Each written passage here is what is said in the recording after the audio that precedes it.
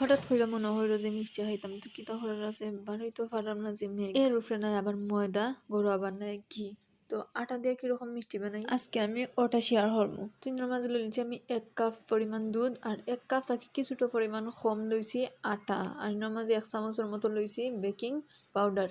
তো তিনটা উপকরণ দিয়ে আমি পালা হইরা মিক্স করে লইমু, যাতে পালা হইরা একটা লগে মিশে ওরকম মিক্স করবো।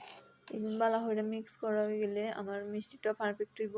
তো 1 চামচ পরিমাণের মতো দিলেইছি আমি এর মাঝে তেল। খের হাতে ধরো ঘি থাকলে ঘি দেওয়া যাইব, আমার ধরো ঘি আসিল না, তার লাগে আমি তেল দিছি।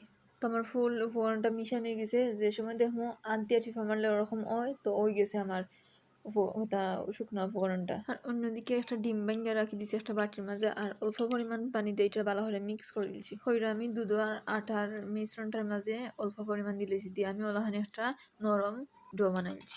আর বাদে একটা আড়ির মাঝে লই লিছি 2 কাপ পরিমাণ চিনি, আর লই লিছি 4 কাপের মতো পানি নিয়ে আমি একটা এলাচি দিয়া লাইড়ে দিলাম। যেহেতু এটা লাল চিনি এখানে লাল দেখাচ্ছিল, তার বাদে আমি মিষ্টির ডোটারে ওরকম আতর তালকার মাঝে তেল মিশাইয়া ওরকম মিষ্টির গুলগুল আকার দিলাম। আজকে আমি গুল মিষ্টি বানাইমু, তার লাগে গুলগুল দিলাম। সমানভাবে আমি নিলাম মিষ্টির গেতাটা ডোটা নিয়ে আমি ওলাহানি বল বল করে দিলাম।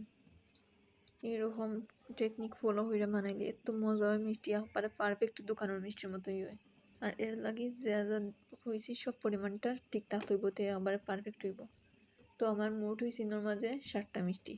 তখন আমি একটা ফ্রাই প্যানের মাঝে তেল দিলেছি, একবারে কুসুম গরম অবস্থায় তেলটার মাঝে আমি মিষ্টি গুণ দিলাম।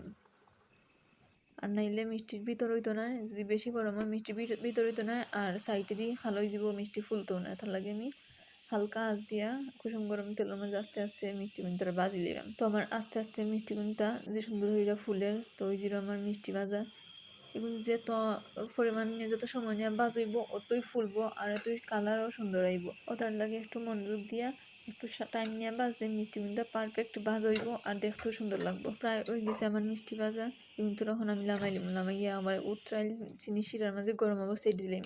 দেওয়া মাত্রই মিষ্টি শিরা টানা আরম্ভ করছে, আর এটা ফুললা ডাবল হয়ে গেছে, এত সুন্দর লাগে। এই ফার্স্ট টাইম আমি পারফেক্ট ভাবে কালো জাম মিষ্টি বানাইছি।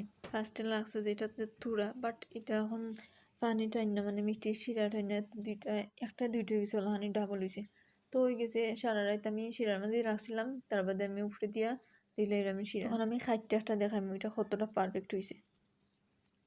তো দেখতেই দেখা যায় ওইটা কতটা রসটা টাইনা নিয়েছে কি, এত পারফেক্ট হয়েছে আর এত নরম হয়েছে।